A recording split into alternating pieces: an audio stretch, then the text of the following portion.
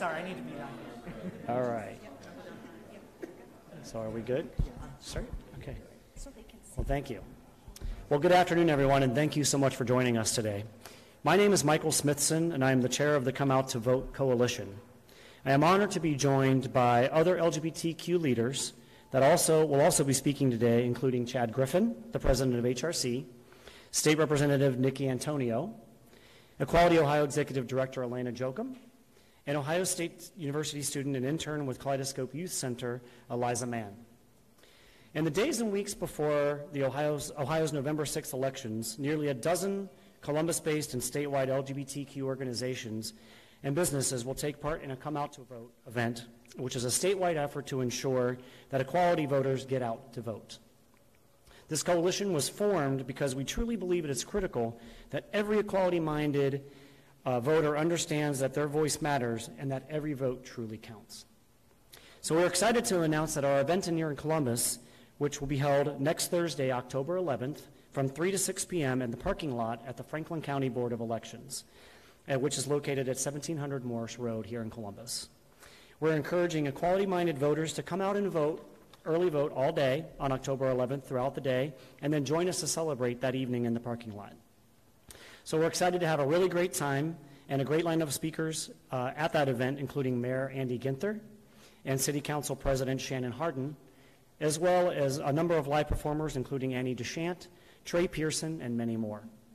So the members of the coalition will also be there, and many of them are here today as well. And I wanted to recognize the Human Rights Campaign, Equality Ohio, Buckeye Anti-Region Violence Organization, Equitas Health, Stonewall Columbus, Kaleidoscope Youth Center, Family Pride Network, and many others that have joined the coalition.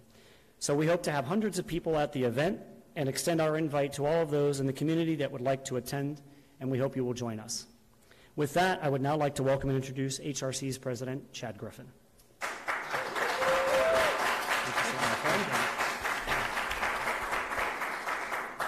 Thank you so much, Michael, and thanks to all of you for being here. Everyone standing up here today in coalition, and those of you in the audience who are part of this coalition, this is how we win.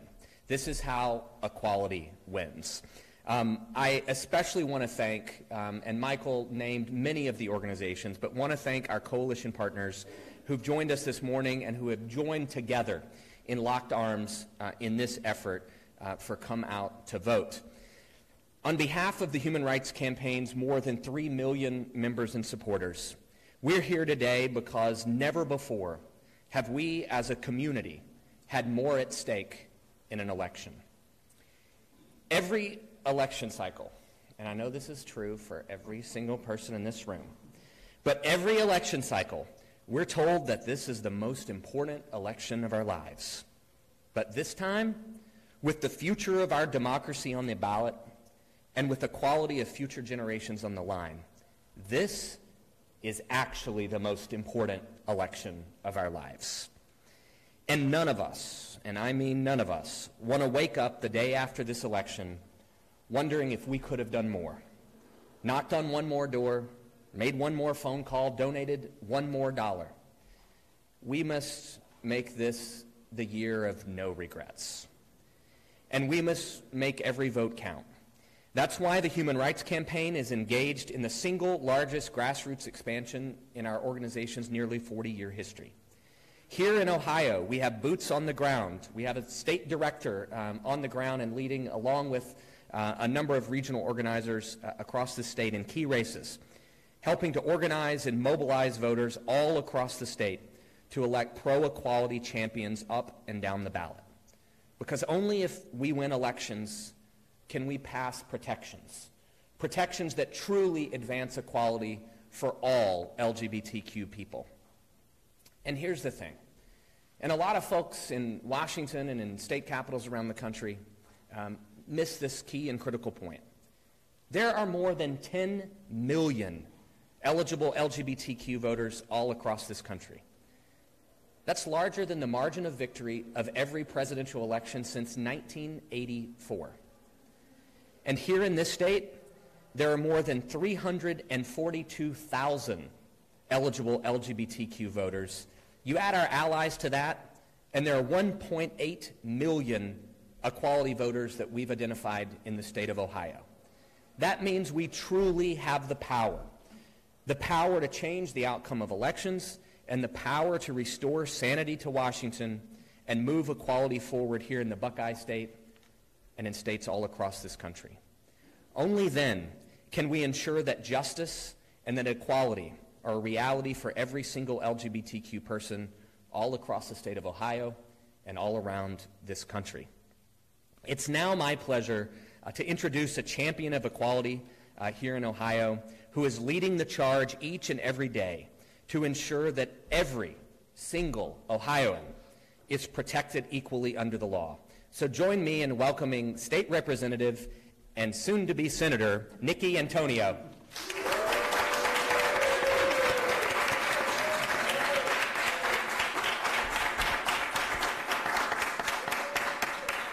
Well, hello. Thank you so much. Thanks all for being here. And this is an exciting day to launch all of our out voters to make sure that our equality voters are going to the ballot box, are making sure that their voice gets heard. We want people to vote their values. And what are our values? Well, our values are equality for everyone. Oh. It was falling off of you. I am wearing this in my hair. I want everyone to know. That's how much she cares. That I heart rainbow heart voting.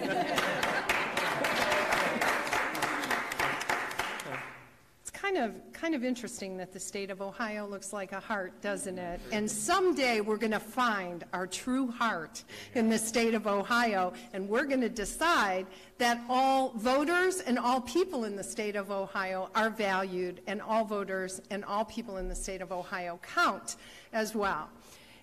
We work, we worship, we pay our taxes, we go to school, we contribute. We're contributing members of our communities across this state. In our America, in our state of Ohio, we believe in the power of one person and one vote. But our voice, if your voice is silent, if you don't exercise your right to vote, if it's not safe for you to come out as your full, authentic self because you fear violence, or you feel bigotry, or you fear being shamed, or losing your job, or your home, there's one place where you can stand tall and you can come out in the privacy of the voting booth. We need everybody. Folks from the LGBTQ community, folks who value and love people from the LGBTQ community, allies, supporters, equality voters, to understand, as Chad said, hey, look, Chad came all the way to Ohio to tell us this is the most important election of our lives. I know I believe it now that he's here. Is he there? You know, Emma Lazarus is known for the poem at the base of the Statue of Liberty. And there's been a lot of talk about what the Statue of Liberty means and how we welcome people into our country right now. She's not as famous for some other lines that she wrote. She said, until we are all free, none of us are free. And we need to make sure and remember that as we go forward. I've been introducing a bill, House Bill 160 right now, for the past 8 years, every cycle of the legislative cycle, so for 4 times we've introduced this bill to be able to provide civil rights protections for people from the LGBTQ community. In order for us to finally pass that legislation, for this state of Ohio to recognize full equality and our full rights, I have to have full partners who embrace equality to join me in the legislature to be able to do that. We need folks in Congress to stand up for us now like ever before. And this is the time when we get to be heard through our vote. The election in November is critical to our vision of full equality. So volunteer, register, contribute, because we need the help, and vote like your life depends on it. Because you know what? Our lives depend on it. Let's go change the world for the better. The way we do that is at the ballot box. Vote this November. Thank you.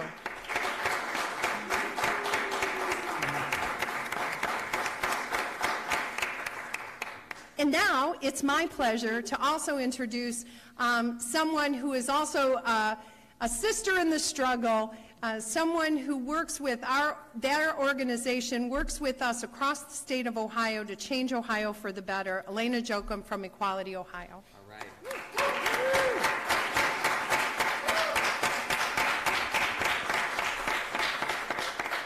Good afternoon, everyone. I'm so happy to see such a great turnout for this coalition effort and all of our partners. I'm Elena Jochum, Executive Director of Equality Ohio. Equality Ohio is the only organization solely dedicated to LGBTQ equality, working in communities across Ohio and right here at the State House. We have a permanent staffed presence throughout the state working for LGBTQ Ohioans in the communities that we call home. And last week, we had a victory. Last week, Cuyahoga County Council voted into law an ordinance to protect LGBTQ people from discrimination at work, in access to housing, and in access to public accommodations. With that action, the elected officials in Cuyahoga ensured that 1.2 million Ohioans live in an area that is inclusive of LGBTQ people, and that's in a state that does not yet have these protections at the state level.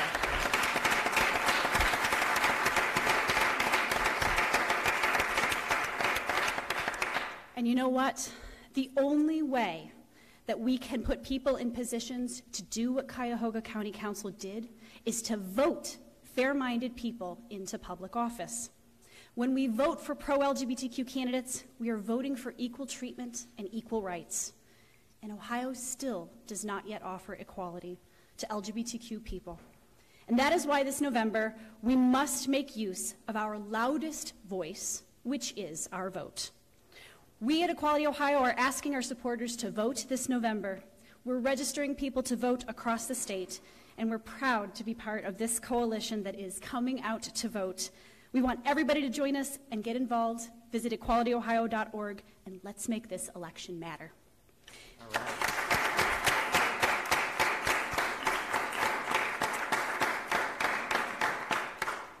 And now it is my great honor to introduce Eliza Mann with Kaleidoscope Youth Center, right on the front lines.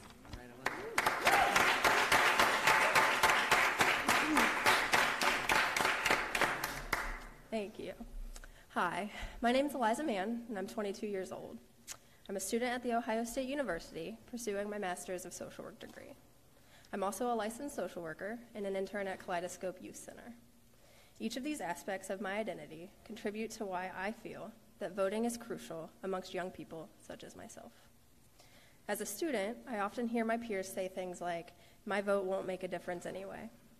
Though the process is at times discouraging, we can turn to local examples for motivation.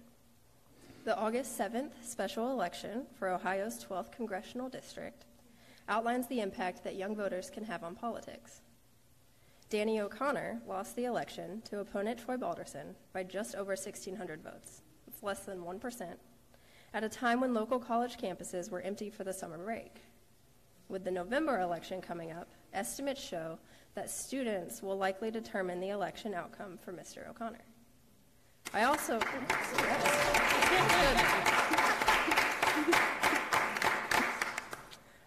believe that voting is crucial to my role as a social worker and intern. My responsibility is to advocate for clients and those who are underserved. I believe in the power of using my voice for those who feel like they don't have one, and for me, voting is a way of using that voice. It's a way of ensuring that young people like myself are fairly represented at the local, state, and federal levels. I vote for people who share my vision of full equality. So I urge young people to come out to vote. Our voices do matter, and as the millennial generation ages, we are becoming the largest voter demographic of everyone. There's strength in numbers, and together we can elect people who represent us. So I hope to see everyone at the polls. Thank you.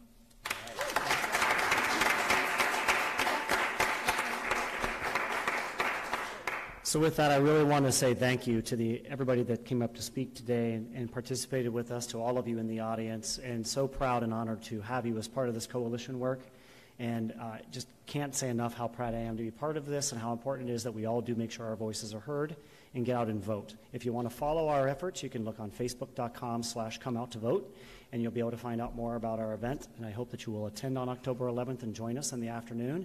And early vote, vote, vote, vote. I cannot say it enough. Yes, next week on Thursday. So with that, I thank you all for coming very much. And at this time, we will open up if there are any questions for anybody.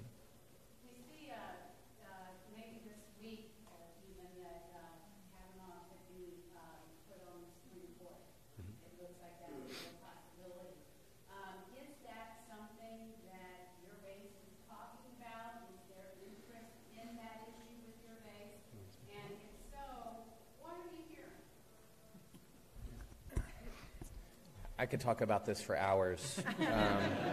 But don't. But fair point, and I'll take that advice.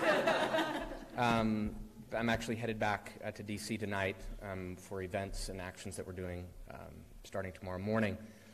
We came out, the Human Rights Campaign, and by the way, along with social justice organizations across movements in numbers like I have never seen before, opposing Brett Kavanaugh because of his history, because of his rulings, because he will be taking a critical seat on the Supreme Court that will roll back everything from voting rights to LGBTQ rights to a woman's right to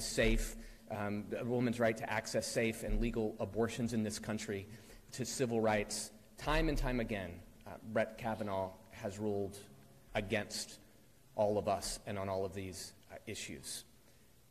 Now we come to what we have seen unfold over these last many days, where a number of very, very brave survivors have come forward and told their story to the world. We believe survivors, and I know everyone up here believes survivors.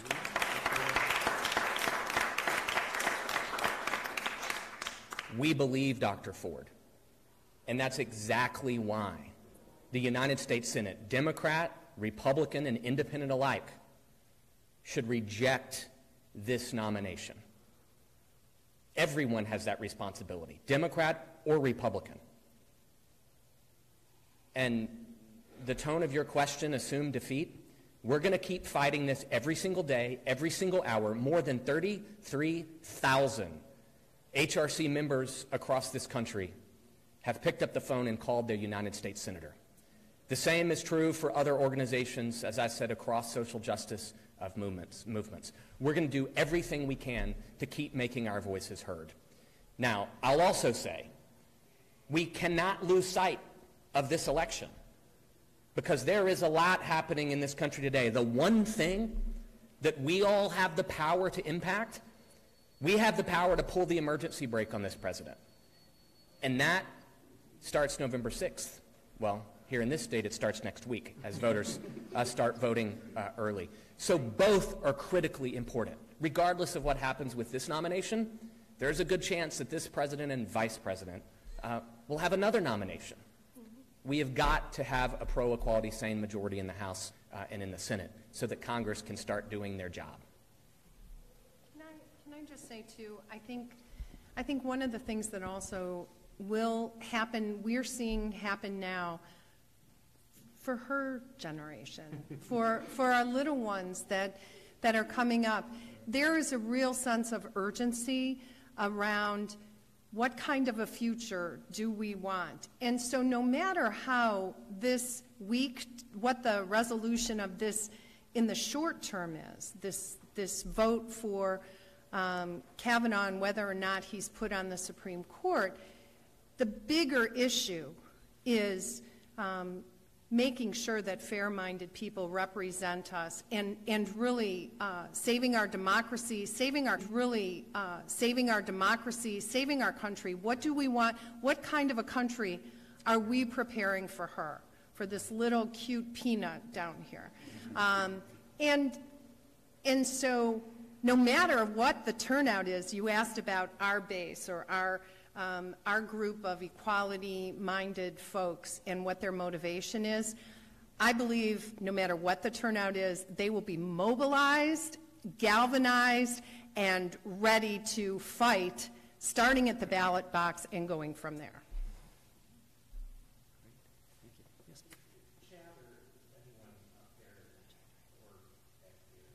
Can you identify some of the races where this group of equality voters can make a difference? Is it the governor's race? Is it,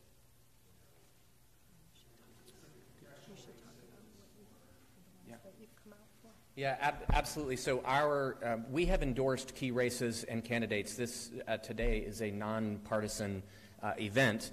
But at HRC, and I know other organizations up here, including Equality Ohio, have made endorsements at the local level, at the statewide level, and at the House, and obviously the Senate level. So historically, I will say the Human Rights Campaign has historically focused on the House and Senate.